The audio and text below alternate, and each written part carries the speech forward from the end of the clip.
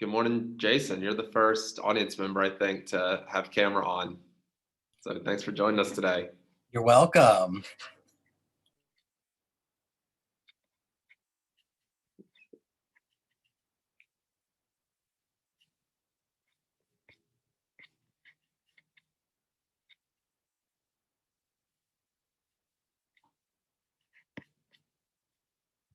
And so can I ask who are you representing today, or who's your organization? You asking me? Yeah. Playhouse on the Square. Oh, awesome. I come from like a big theater family, so actually haven't been to one of y'all's shows yet. I moved to Memphis essentially right before this. Yeah. I'm looking forward to catching a show. And are you guys open, or are you guys? We are closed. We are open for classes, but very minimally. But we are starting some streamed or recorded productions starting this month. From February to June, we're doing a new show each month. Awesome.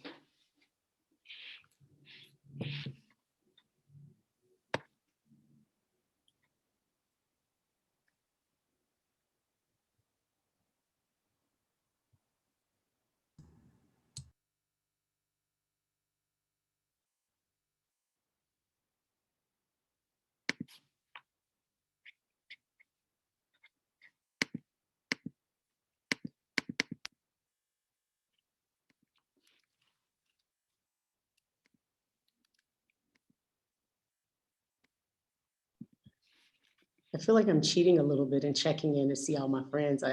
It's kind of like from the stage, I want to send a shout out like, hey, Josh, hey, Sarah. Hey, how you doing? Long time no see. Long time. Now you got to see me like this. Yeah, I'm having a bad day, so I'm not looking my best. Listen, we're surviving a pandemic.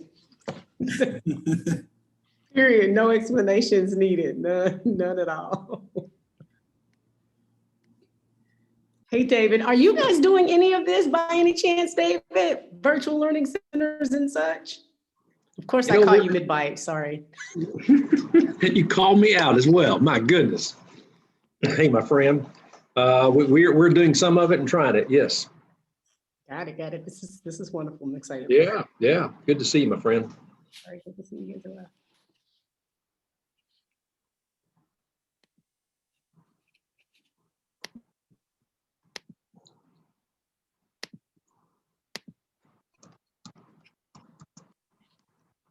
All right, well, I think if the audience members want to go ahead and start getting to know each other, yeah, just like David did, you can drop your name and organization in the chat.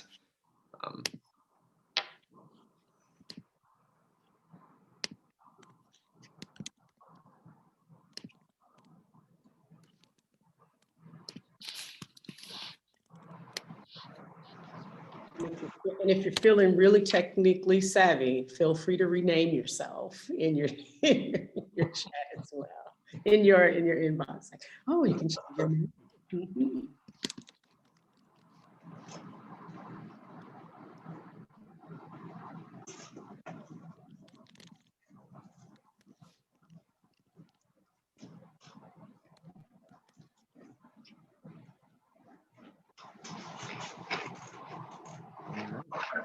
And as we're letting people in, I hope everyone's enjoying the slideshow pictures from our learning centers. I think we've got, 4 organizations learning centers, but probably like 5 or 6 different locations around Memphis represented. So you can kind of see what it looks like all around the city. And then we want to also make a note that all of you should have gotten a worksheet that kind of just helps you understand your capacity, give you a sense of what your capacity could be. If you didn't get it, it's also in the chat. Ali just dropped it in the chat too. For those just joining us, welcome. This is our weekly Momentum Nonprofit Partners meetings that we have, and we are featuring the amazing Memphis Education Fund in a panel today. So if you have not had a chance, please put your name and organization in chat, or feel free to rename yourself next to your picture, and we're going to get started shortly.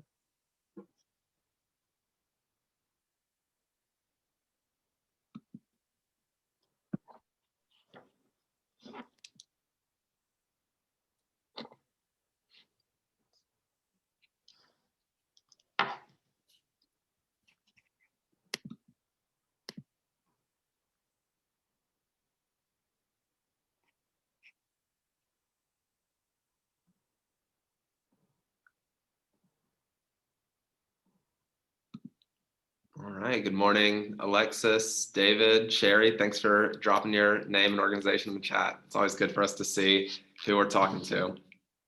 Obviously, I know some of you guys, but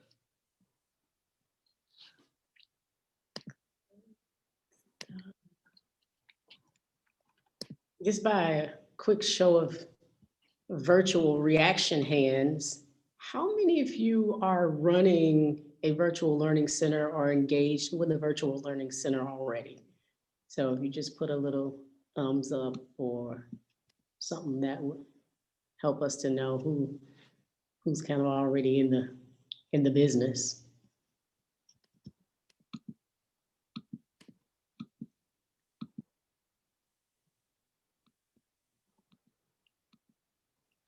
Oh, good number of folks are already in the mix of this. This is good to know.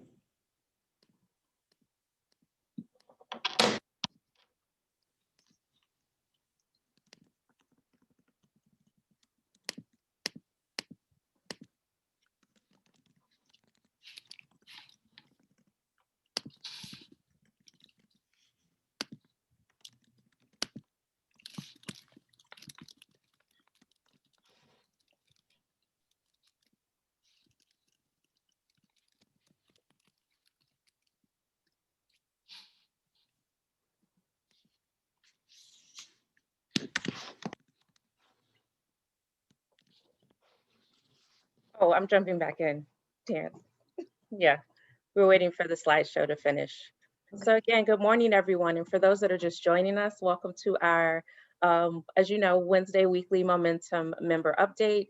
And we actually are featuring our guest, Memphis Education Fund, and a group of panelists that will be speaking about virtual learning centers. And just to give you a little bit of a backstory, Tasha and I were in conversation, and one thing that's great about our community is that we have things that work and we need to lift up what works. And she had a particular practice that they were using at the Memphis Education Fund that we thought would be helpful for the community at large to know about, for those that are looking to figure out how do we support and wrap our arms around our children in the community. And what you're about to hear is some of the examples of that and how and what's working best. So I'm going to turn it over without further ado to Terrence Patterson of the Memphis Education Fund, and the panel will begin. Great, thank you.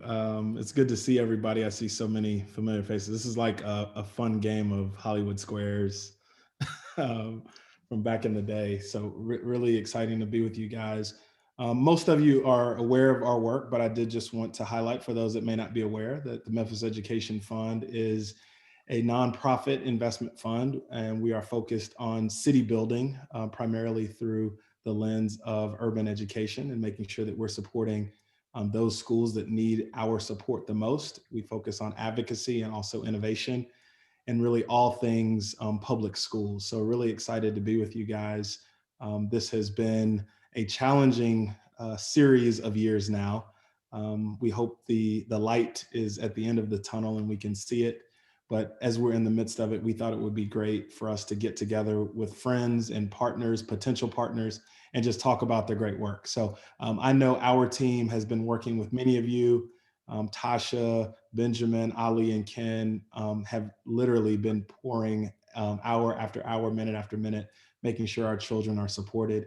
And so without further ado, I will turn it over to Tasha and the team, and we'll get this thing rolling. But again, wanted to say thank you to you guys. Thank you for your support. And we hope if there's anything we can do to push this work along further, we are here to lock arms with you to make sure we're doing what's right and what's best for our children. Tasha. Okay. Thank you, Terrence. Hi, everybody. I just wanted to thank you again for joining us and welcome you to this conversation. Dorian said that we over at the Memphis Education Fund did a thing, and we did, like in the midst of a pandemic, we did a thing, y'all. We converted our co-work learning space or workspace with all of these big executive organizational partners. We converted it into a little suite of CEO learning. And you guys will get a chance to see that in the video in a second. But we had an opportunity to just transform our workspace into a learning space. We brought in about 30 students in partnership with 4 schools, and we found 6 of the most incredible, hardworking adults who wanted to do this work alongside us. And we opened a virtual learning center. And then we called our friends and found out that a bunch of our friends were opening learning centers too. And then Kelly was like, we're doing after school work. And we said, well, and learning centers, can we work together? Then Alexis said, well, we're doing stuff, can we work together? We said, Cedric is like, we're doing it for the county. We're like, can we find out? Can we learn more? And then Jenny is like, well, we're doing it at MAM. We're like, can we learn? And so this for us has just been not just a body of work that we're doing, but a body of work that our community partners across the city are doing. And we just know that this is hard work. Families needed this and students needed this. And there were so many folks who wanted to figure out a smart way to do it. And so we feel like we've stumbled our way through. We built planes and they're still flying. And so we wanted to just have a chance to talk about that. So I'd love to give all of our friends in the work an opportunity to just briefly introduce themselves. And then we'll let you guys see what a learning center actually looks like. So Alexis, can you tell us who you are and then pass it right along? I sure will. Good morning, everyone. I'm so excited to be here. I am Alexis Gwen Miller, and so I'm representing New Direction Christian Church today. Some of you know me with some other roles and hats that I wear across the city as well, working with Micah, also the Power Center CDC, and just the long-term stance that I've had in education as a whole. So I'm really happy to be here, and I'll pass it on over to Cedric. Great morning, everyone. Before I begin, I just have to give a verbal dab to Benjamin. Thank you so much, brother, for sporting the bow tie. So just, I'm gonna snap that up, all right? Cedric Gray, I am the Director of Education for Shelby County Government, reporting to our esteemed Mayor, Shelby County Mayor Lee Harris. Just delighted to be here. Thankful for the opportunity to have the conversation to see how we can help our families and especially our children in our county. All right, am I supposed to pass this on? Pass it to Jenny. Yes. Who am I giving it to? Jenny, are you right? Yeah. Yeah. Okay, yeah, let's go with it, Jenny. All right. Good morning, everyone. I am Jenny Windsor with Memphis Athletic Ministries, or MAM. And so I'm the academics director and have been helping run our virtual learning centers this year. And then I will pass it to Kelly. Hey everyone, good morning. I'm Kelly Carson. I'm with the Memphis Dream Center. And we are actually the 501c3 nonprofit arm of the Life Church here in Memphis. So many of you probably know my husband, Dr. Joe, much more than you know me, but I'm running a virtual learning center at our site in Raleigh now, and have just been, it's been such an honor to get to partner with Memphis Education Fund in this endeavor. So we'll get everybody talking in a second, but we're going to actually let you see the fun in action. Ali, can you cue the video?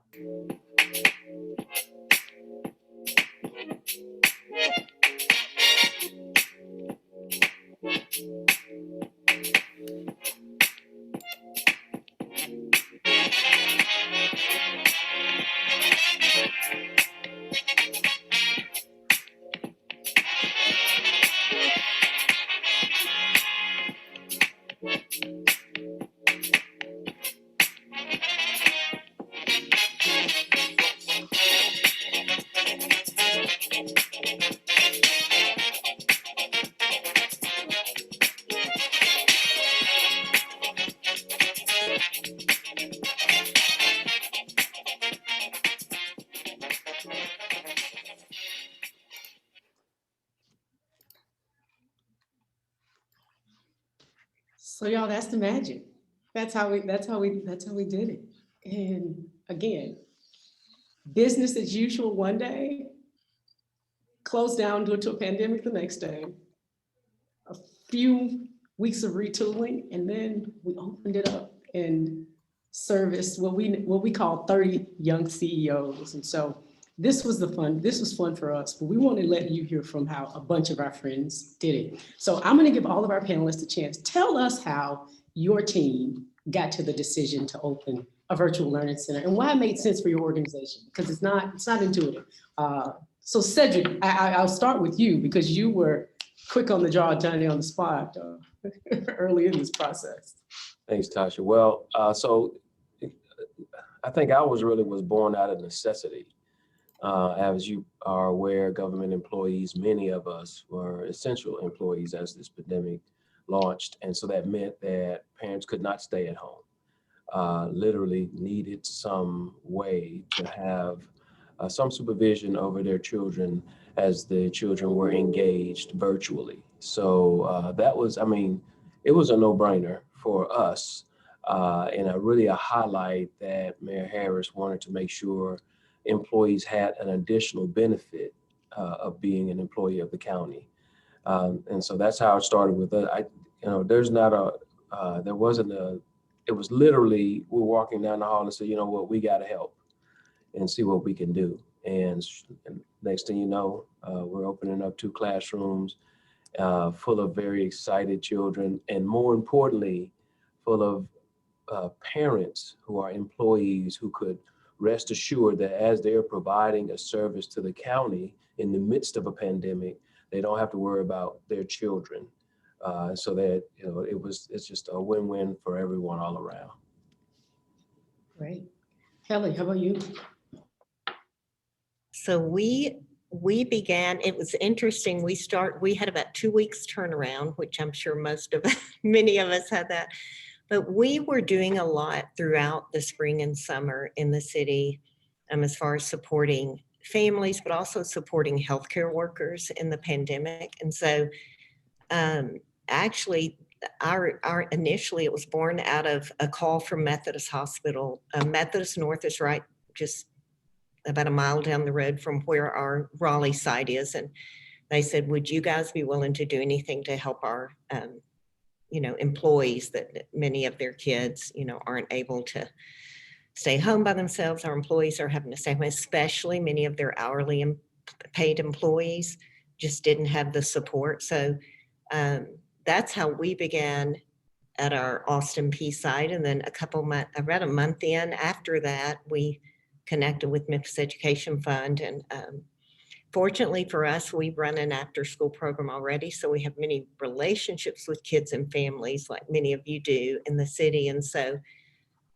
it made total sense for us just to carry that on and throughout the school day, to support the children and families. Jenny, you all were after school site before and pivoted. Yes, so we, as we got closer to August and the school year starting, we started looking into options of if we went back virtually and if we went back in person, and kind of planning for all of those cases, and kind of decided on, okay, if we're going to do virtual learning, this is how we're going to open to support families, because we knew that families would need this support. And to keep relationship with our students, because normally our relationship with students comes from picking them up from the school. So it was important for us to keep that. And so we were kind of looking at it, planning for it. And then as the decision was made, our decision kind of got confirmed when we got phone calls from the schools that we serve saying, okay, are y'all opening up? Are y'all doing this so we can send families your way? So that kind of set us off, and then we were able to start on August 31st with the schools started. So it was good. Wow. And then the people of God said, let us serve. Alexis, talk about this work in a faith context. I sure will, Tasha. And definitely, as you said, let us serve. Being New Direction Christian Church, I'm just so grateful for all the work that we've been able to provide in the Hickory Hill area. Dr. Stacy Spencer, our founder and senior pastor, has a heart for the community. And certainly as we were helping families to get food during the pandemic by partnering with the Mid-South Food Bank and others, we had come to the end of the summer and about 8,500 families had come through picking up food, and we kept seeing children, of course, in those cars as well. And so phone calls started coming in asking, was there anything that we could do? And we set out initially to try and make sure that our partnerships, like with the YMCA or places like that, could really form well. But the need was so great that waiting lists just got longer and longer, and there just wasn't enough help. And so we started searching for grants and resources to see how we could also open up a virtual center that was on site outside of partnering with the YMCA, so that we could too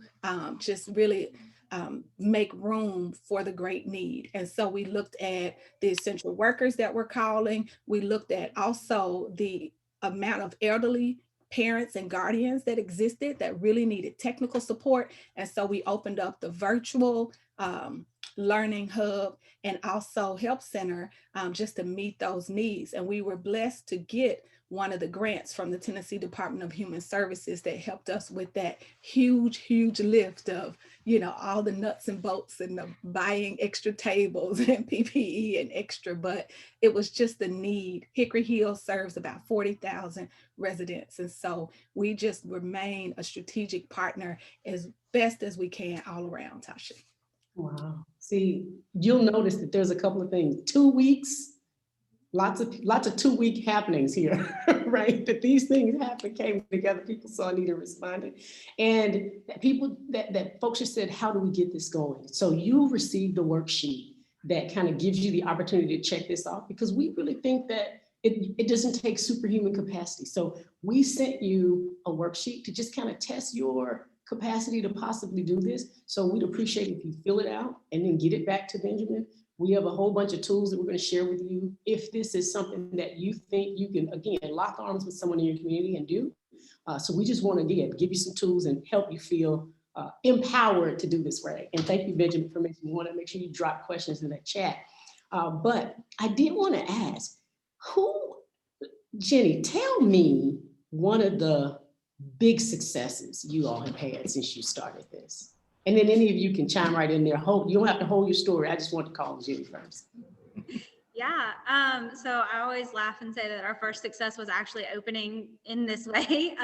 So getting our staff that normally comes in from noon to 8 to get here at 7:30 in the morning was kind of our first success. But then definitely our communication with the schools has been a huge success, and such a necessary piece to this, of being able to call the school and get schedules and figure out problems with tablets, and if they're not able to get into their class and things like that. And so I think even moving forward after this, when we're not in this space anymore, being able to continue that communication with the schools is going to continue to be a success to come out of this, for sure.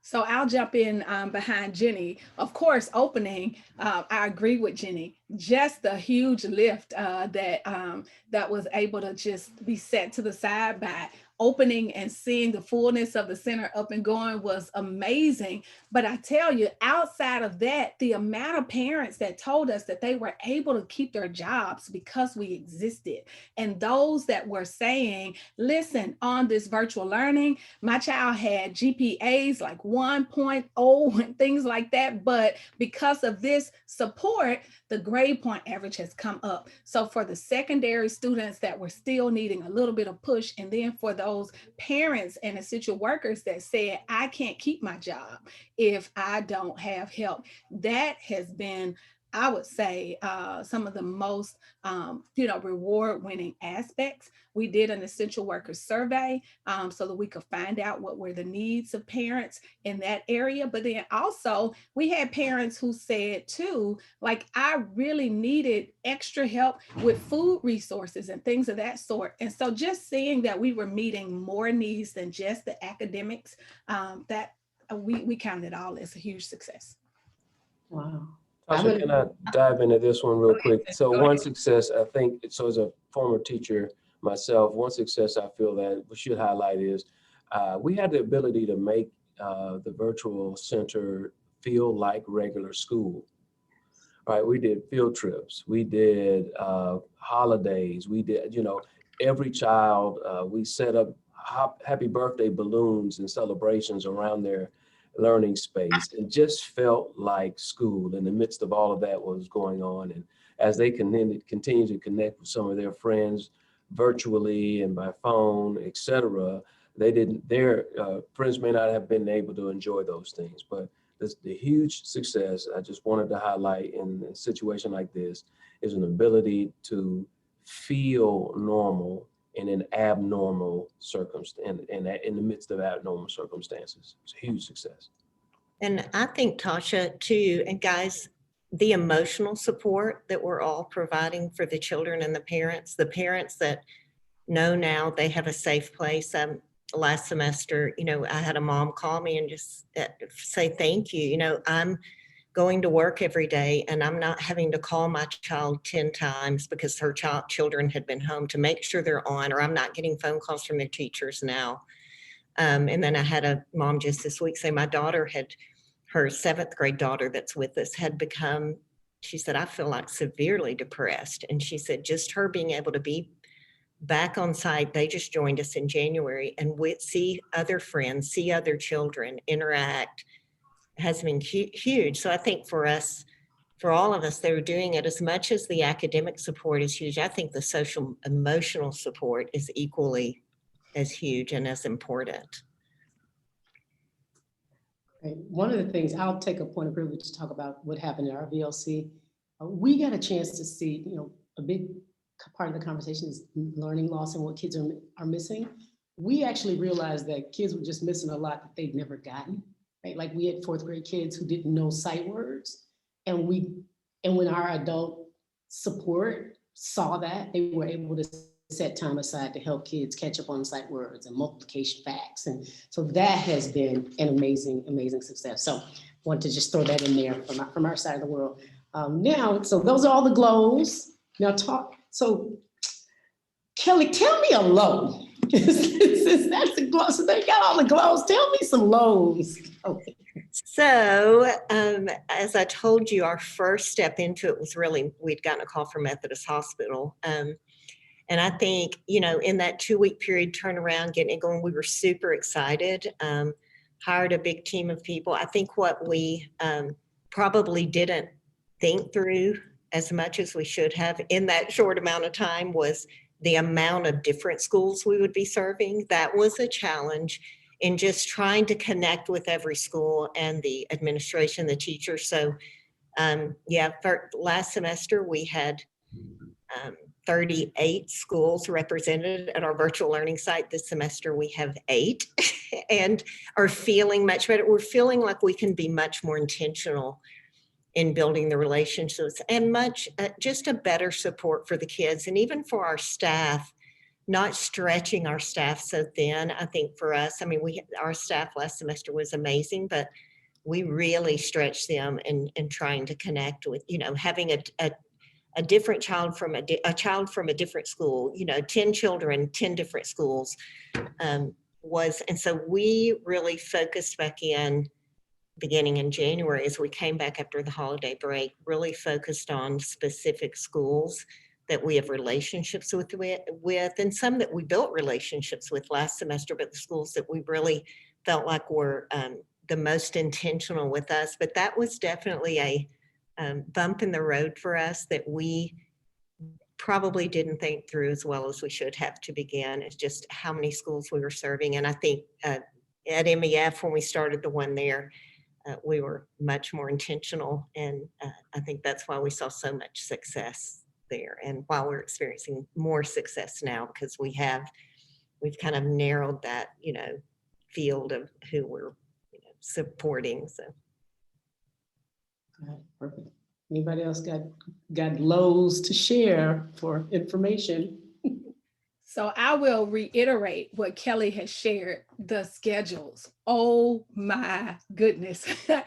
exactly what she said, 10 different schools, 10 different schedules, and so it caused us to have to go back and recalibrate ratios between adults and students. But also then we went in and we mapped out children that were actually from certain areas, or recalibrated grade bands and things of that sort. One huge help for us was being able to have the connections with the heads of schools, and also founders of charter schools, as well as the network of some of the Shelby County Schools principals that could get us in touch with teachers, because we also had to navigate who was on Teams and who was still using Zoom and all of that jazz. I'll just put a period right there, because we knew we could be successful, but in reality, similar to what Kelly is saying, like there wasn't this roadmap at that time. You literally were learning by doing.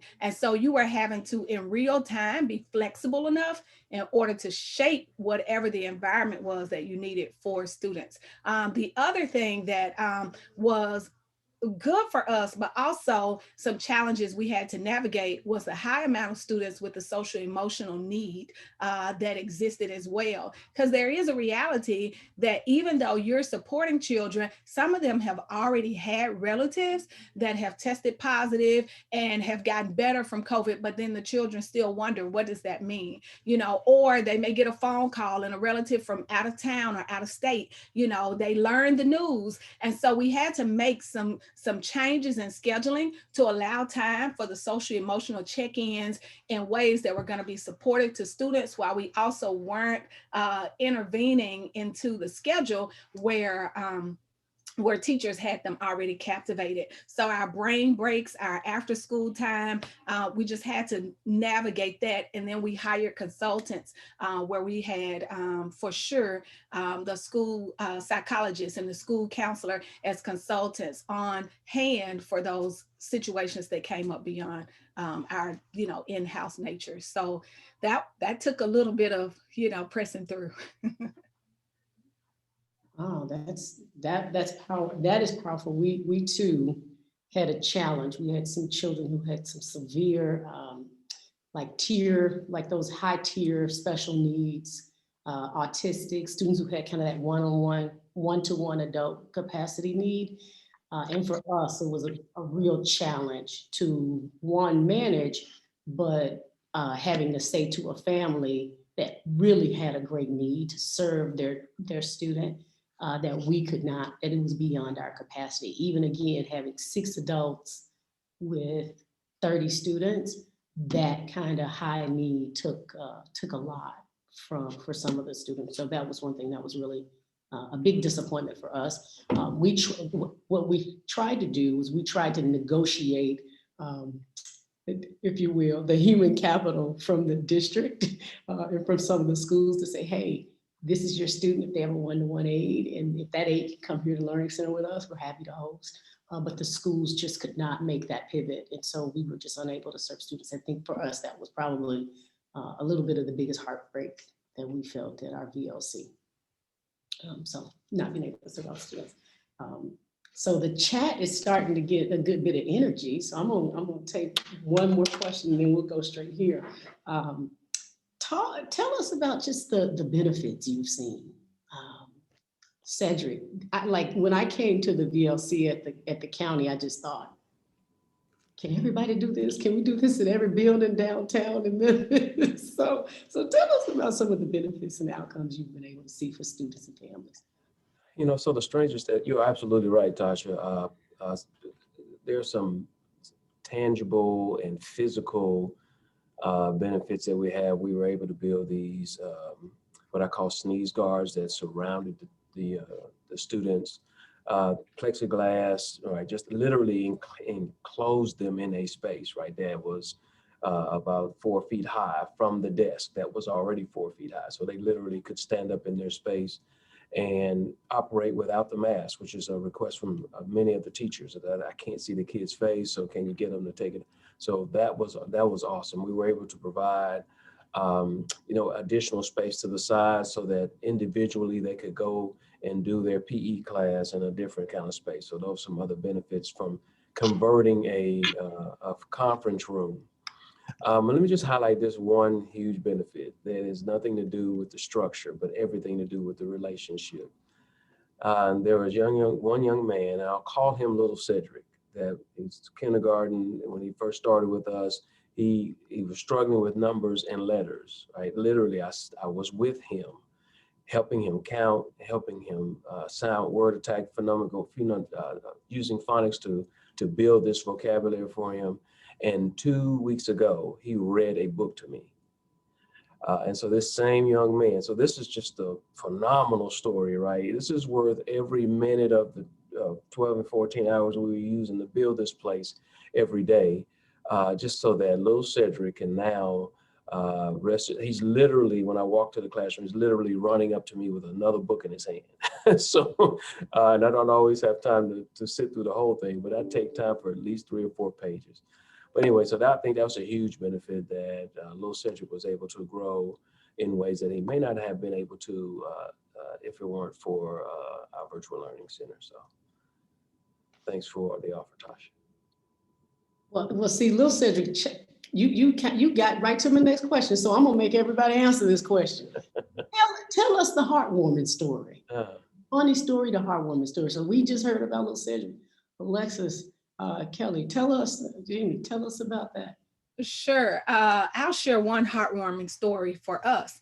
We had a family that we served where children were in multiple homes because one of the parents had passed away before they were in our care. And so during the initial part of virtual learning, before our center opened and they were able to come, of course, the children were displaced, amongst other relatives, but it was so rewarding to see the brothers and the sisters all come to the virtual learning center and get an opportunity to do school together, despite that particular experience that they were living out. So that warmed our heart, how in the hallway in the morning time, they would hug each other, and how, a big sister would come over and check on her baby brother. And so that blessed us a lot. Another really funny thing though, that was heartwarming as well, were these kindergartners. Oh my goodness, the reality check that a kindergartner who may or may not have been able to finish preschool or daycare in the middle of the pandemic, who started kindergarten in the pandemic. Oh my, these babies coming in and saying, I just love my school. And I'm thinking to myself, baby, this is not school, this is support. And then every day having to say, the teacher right here on the computer, like, this is a part of school. This is my school. So, we just had to accept for some of our kindergarten babies, yeah, this is your school too.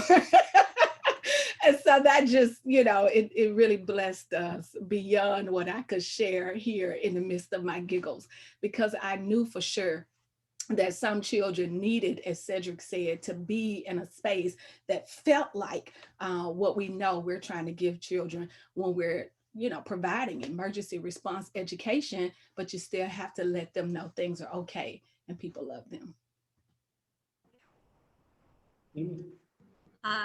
So for us, I'll kind of jump on both of those stories. Like, we've had kids learning and growing, but seeing kids come in, and we've got older ones, so we start with second graders, so we don't have the real babies.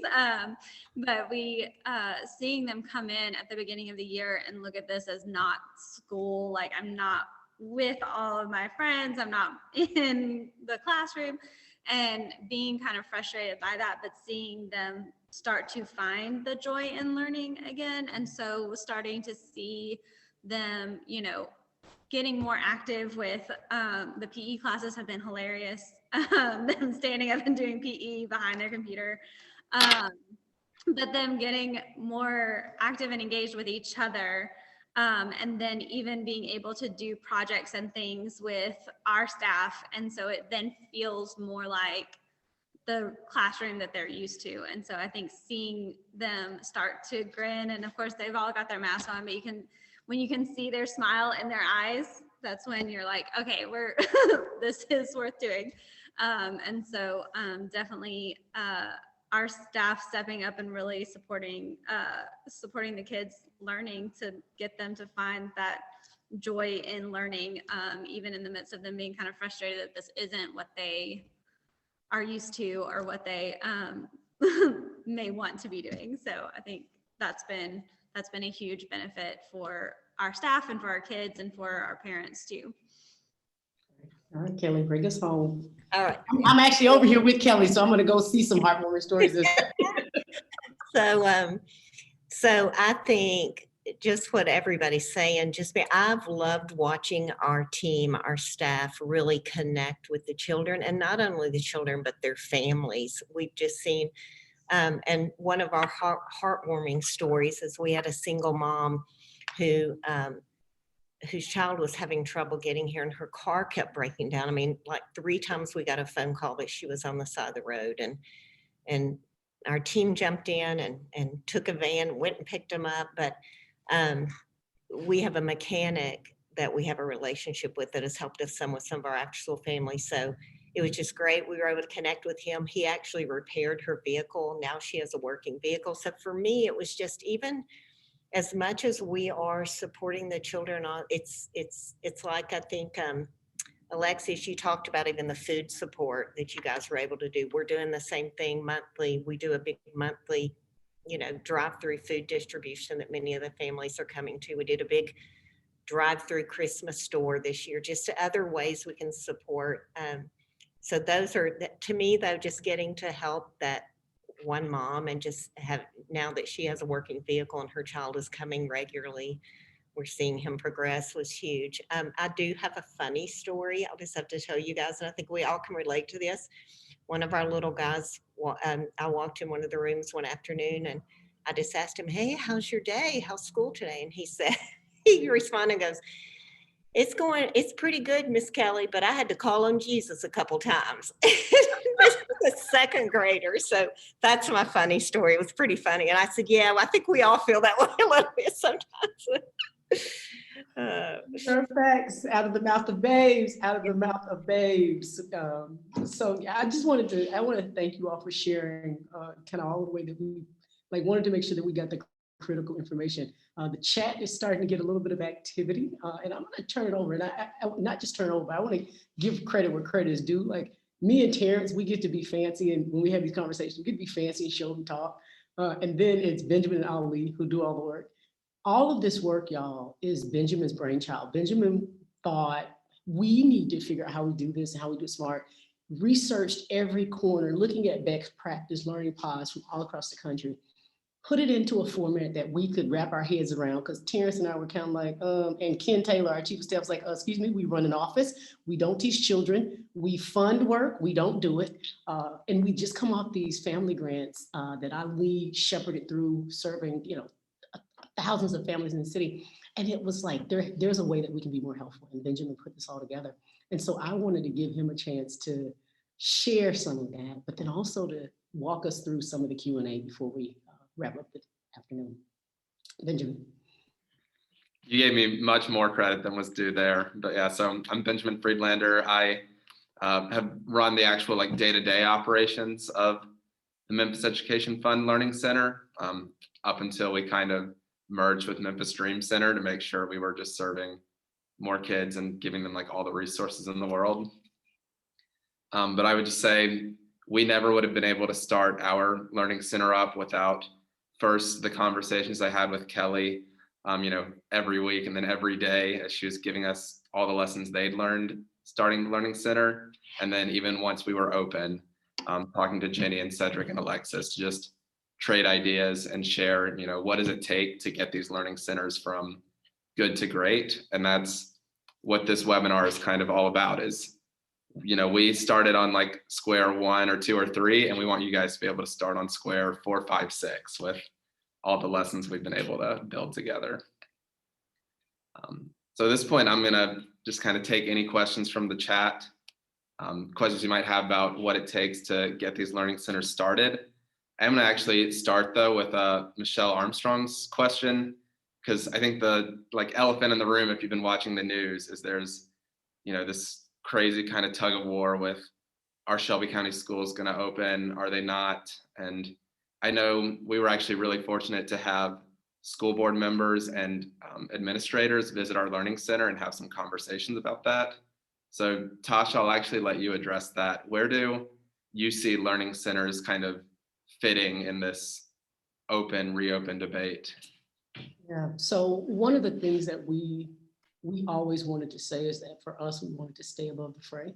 When the elephants battle, the grass gets trampled. And so we wanted to let the experts in the state government and the city government and the health department do what they did and thought was best for families. But what we were hearing from families who were doing surveys is that they needed something.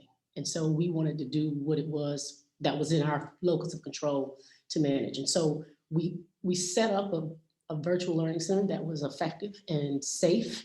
In the 8 weeks that we had learning center, we had no cases of staff or students who were impacted. I mean, we had a few scares, like, oh, I think I may have, and then you get a rapid test, and then you're good, and nothing's fine, right? And so we sanitized like crazy. Kids wore masks. We didn't have to fight about it, and so we felt like we had a proof point for being able to do this in safe learning communities that were smaller and a little more intimate. And so once we got our proof point, we called our friends at Shelby County Schools and we said, hey, you guys should come see what we're doing. In fact, we did another thing. We had the kids write essays about their learning experience. And the kids said, we understand how hard it is. The superintendent's doing a good job. School board members are really trying to learn, make sure we're safe. And they like, but we really want to be with our friends and we want to be at school. So we sent the essays to the senior cabinet member. We sent it to all the school board members and we invited them over to the virtual learning center. And so we had 2 of our school board members came to visit, walked through, stayed with us, asked a bunch of questions, spoke to kids. And then we had 2 of the most senior staff members for the chief of innovation and strategy and the chief of partnerships. And it was then that the chief of partnerships kind of shared with us that, you know, the district is doing this in 130 learning centers in partnership across the city. And so I breathed a bit of a sigh of relief. I said, hey, we're kind of doing that. But then also they were reaffirmed in their thinking because the district, I think, was pushing to get there because there was a percentage about somewhere between 17 and 20% of teachers who'd expressed a willingness to go back into buildings, and families, about 30% of families who said they needed an in-person kind of option. And so we think that this was an opportunity, and our learning center and others across the city have presented an opportunity for the district to see how it's possible. I think the numbers are scary because the percentage of families who are impacted disproportionately are the caretakers of our children who, you know, who have a lot of limits and a lot of challenges. And so I think the district feels like they're erring on the side of being safe. And at the same time, we're now seeing good examples of how in small communities, they can do this safely with teachers who are willing and able to go back into classrooms with the families of greatest need, even if they cannot ultimately serve all 90,000 students in the district. And some of our charter friends are learning the same lessons as well. So we think this was the right proof point that we needed to get there. And we think this is a good direction for our leadership. So they've been responsive and willing to listen and learn about what's happening. Awesome. Thanks for sharing that. Right from politics to money, I want to answer Kimberly Spate's question.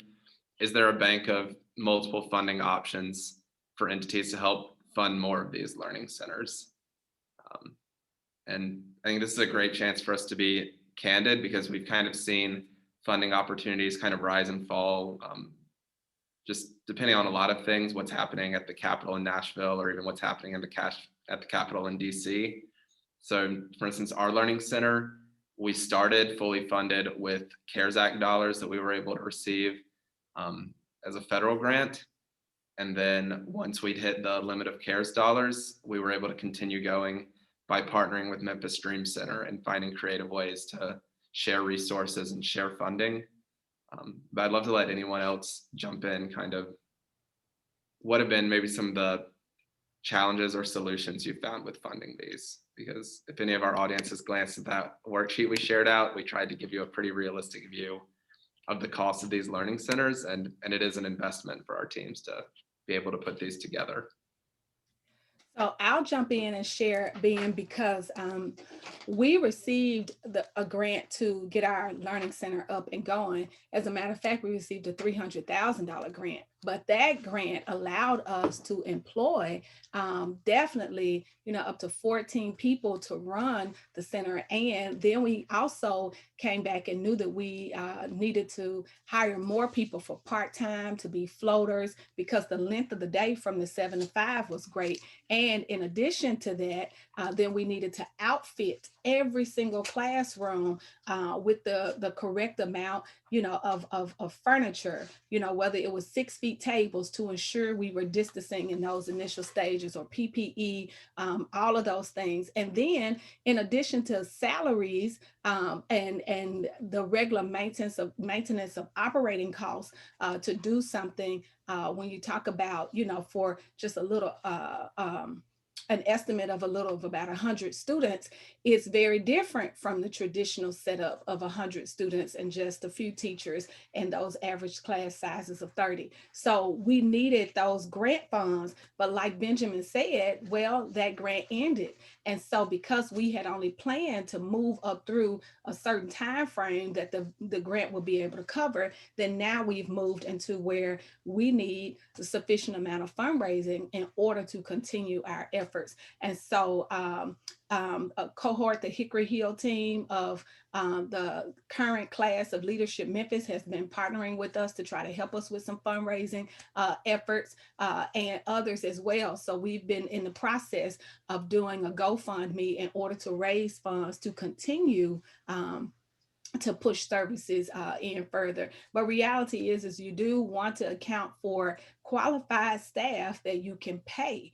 And also outside of that, then you'll need to look at what are those partnerships that you can have to offset some costs with food or to deal with materials. And then because I am a designer by nature, I wasn't going to do the virtual learning program and just only have academics. So I invested heavily in exploratory types of classes for our children for enrichment, as well as consultants for the social emotional learning. We also had a nurse that we brought on staff as well. And those exploratories, because I'm STEM based, we invested in robots so kids could learn some robotics. I also invested in buying drones. So I had some kids learning how to fly drones. And then of course you have to have your arts and crafts and things like that, for children as well. But I bought, podcasting equipment, because I said, if children have been at home and haven't been able to go outside and play or interact with each other, then how can this enrich them beyond just the academics? Because I'm a learn by doing project-based learning, type of educator. And so I brought those things I believe into the virtual learning environment. And reality is that cost. Just another option that we used, because I know the furniture was one thing that we looked at and we were like, we're not going to be able to buy enough tables to put in here. But we actually were able to partner with a school, and since they weren't using their desks at the school, they actually were able to supply a couple of our sites with those desks. And so we were, that was a huge piece that we saved a lot of finances on, because we were able to partner with them. And of course, YMCA and Shelby County have been giving us food, which has been, which is a huge help for snacks and all of that stuff. So definitely finding partnerships is a huge thing to help kind of allow you to move finances around and work on that. And then of course, our normal programming budget kind of got shifted of, well, we're not able to do all of our normal programming. So shifting that and kind of reallocating some funds to be able to provide this space definitely happened. Got it. Benjamin, looks like we have time for about one more question.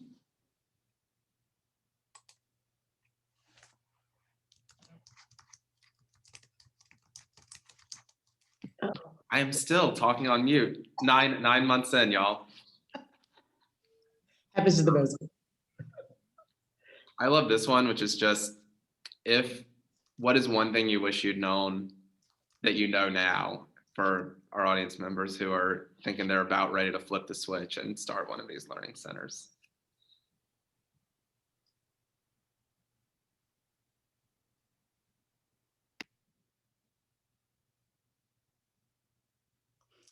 So I'll share this aspect of the floaters.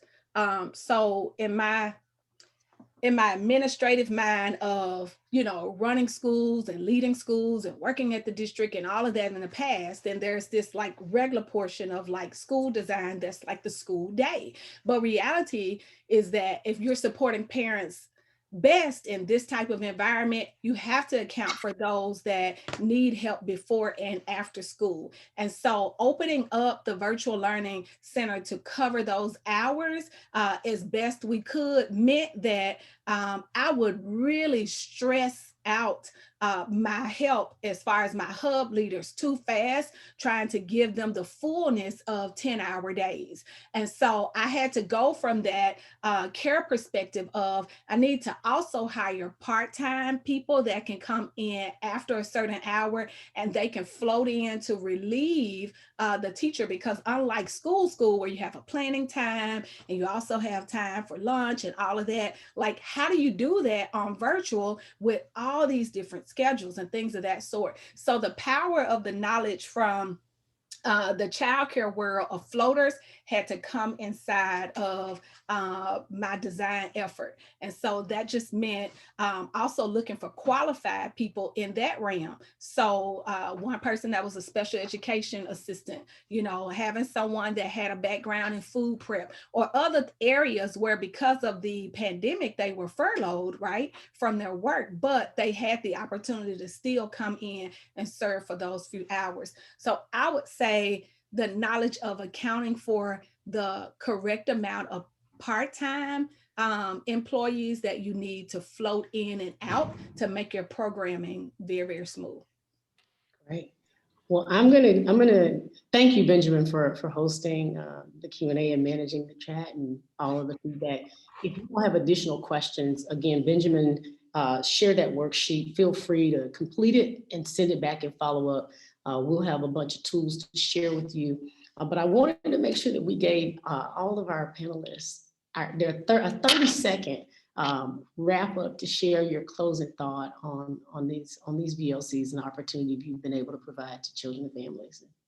All right, we'll start with Kelly and work around Kelly, Alexis, Jeannie, and Dr. Gray. We'll wrap this up. So I would just a word of encouragement. Don't feel like you have to know everything to start it.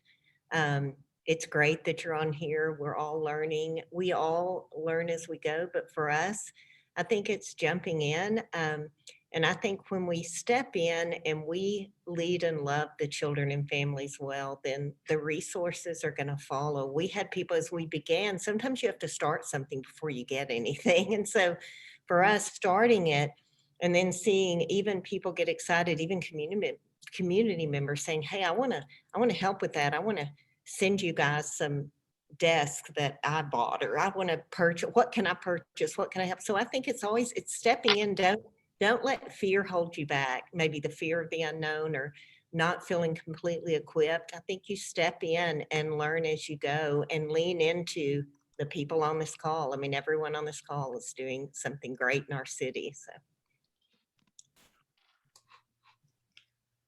So I think I would say, as far as words of encouragement, don't wait for permission to do what you know and feel is right. There's a certain portion of this work where you have to be disruptive in nature to just like break up the status quo around what you see going on in your own community that you know you can serve. And so I would just say be encouraged in that space. And like Kelly said, if you don't have the how to and all of that, look, this is not a Lone Ranger type of work. This is the kind of work where you have to believe two is better than one. Find out who can come alongside you and do this, because we all love the people here that make up our community together. So I would just say, Don't wait for permission. If it's a particular angle or area that you need to serve, just get it done. That's what I would say. Thanks. Jenny. So a lot of the same, just, but don't be afraid to ask questions. I think we all asked questions as we got started and then figured a lot of things out along the way. And there's more information than could be covered in an hour or even probably a few hours. Please reach out, ask questions about how to do it, what partnerships to look for. And then be ready to get behind kids and advocate for them. So this is something that they need people, they need relationships, and so they need help with this time and this space. And so be ready to jump in and advocate for their learning. All right, Dr. Thanks, Tasha. When you look back 5 years from now into this moment, you want to be able to answer the question, what did I do to help someone who couldn't help themselves? That's your motivation. Thank y'all. Wow, thank you, Cedric. All right, Benjamin, you're on for the hard work now. I know, yeah. So we're at 12:29, so I want to respect everyone's time, but for some next steps, you can see Ali already put a survey in the chat. We'd love to get your feedback.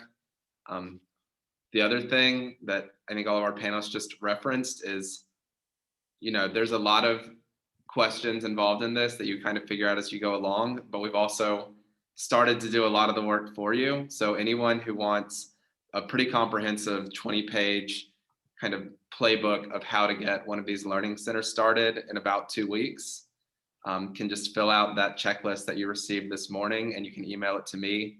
My email's on the sheet, but I'm also going to drop it into the chat right now.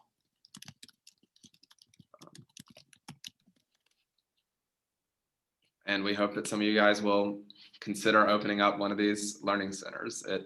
As a former teacher turned nonprofit worker, like being back around students every day again has been the highlight of my 2020 and 2021 pandemic experience. And I'm gonna pass it off to our awesome partners with Momentum to wrap us up. Thank you all. I think what I've gathered, I learned so much that adaptability, lead through the risks, partnering so you don't have to do it alone, and doing all of these things in the spirit of love will create better outcomes for our children and community. So thank you all for attending, and thank you all MEF and panelists for just sharing your stories and journey to make life better in a really tough time for many and all of us. So thank you so much, and have a great rest of the day and enjoy some of the sun we got. Take care. Thank you all. Bye, everybody.